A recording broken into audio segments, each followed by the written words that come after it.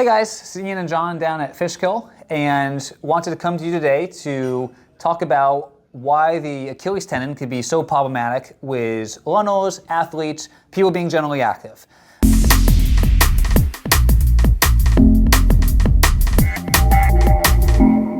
So this time of year, we tend to see a couple more upticks of cases and some what we call overload conditions.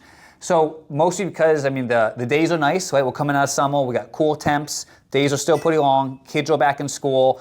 So you may be ramping up for a race in the fall, a marathon, a half marathon, a 5K.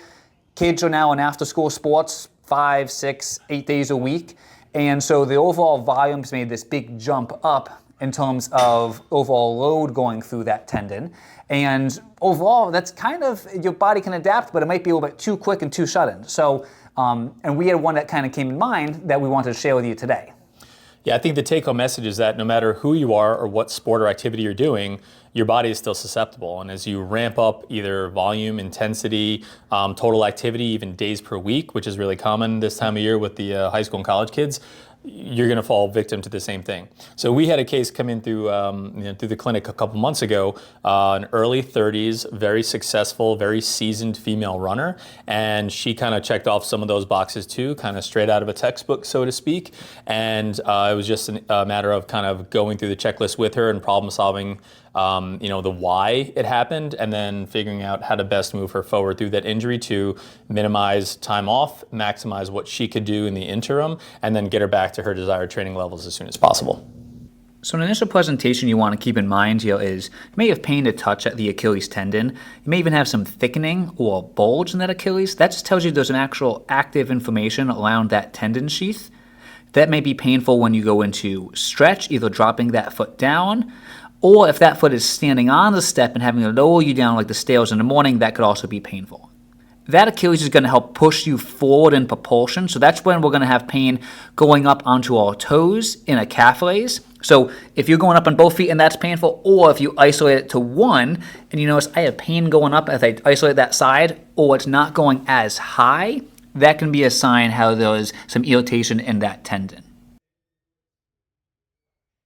So common triggers to this may be steady state faster running with an overall greater calf demand, uphill running, which is going to put more total load on that Achilles while it's under a bit more stretch.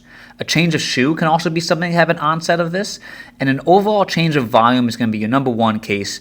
Adding too much too soon can overload that tendon. So this had onset for our athlete right after some serious uphill mountain races back to back. I had to take about 2 weeks off of running where we went to cross-train to maintain fitness to avoid any deconditioning, as well as adding in some specific interventions for strength into that Achilles tendon. And we were able to return to running right after that 2 weeks point, gradually reintegrating about the 3 to 4 week point. So in all, this person had a few weeks, they had to change some things up, but they were able to get back within a month into their normal training volume. That Achilles tendon is really the unit to put power into the ground. So we want to make sure that's going to feel fine with skipping, hopping, being able to bounce off of one leg before returning back into full running.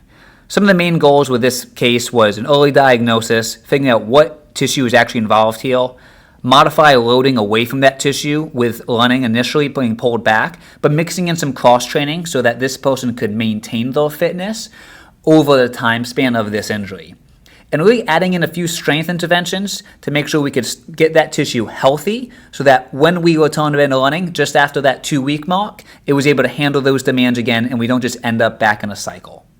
Okay, so hopefully by now you've understood a little bit more about why these things happen and what it may look like. And the only other thing that we want to talk to you about is really encouraging you to communicate with us early. With this woman, we were able to get her back to competition and training relatively quickly with as little time off as possible. And conversely, we see a lot of people just say, oh, I kind of waited a little bit and it got better on its own, and then I tried to go, do X, Y, or Z again. Things don't get better on their own with just time. The one message that we have to teach you is that your body is strong and it responds to progressive stimulus and getting stronger. Your muscles won't get stronger if you do nothing. So if you have pain in an area or the Achilles and you just rest, the pain may go away, but your Achilles didn't actually get stronger. So it's really important. We want to encourage you to communicate with us early. If it's lingering for more than a couple days, I'd say then it's time to reach out to us. Yeah, so I think the hallmark point is early diagnosis is key. And then that way we can kind of understand what it is that's going on. We can then modify the load. That's the next step. We can't keep doing what we were doing. That's probably some reason that we ended up in this place in the first place. So we're going to modify, going to change a few areas. Then we have to treat the area, like John said, if we just rest, it will feel better, but it won't actually get stronger. So we need to make that area actually stronger and more acceptable to the load that we're placing onto it. And then at that point, gradually start to return back to the normal activities that we're looking to do. If that's a half marathon or marathon that's on that time span, still get back up to those points. It's just about gradually bringing that back on so it doesn't scale that tendon the second we start to load it back up again. Yeah. Hopefully you guys learned something. Yeah. We had a good time doing it. We do it week in and week out. Yep. We're here every day.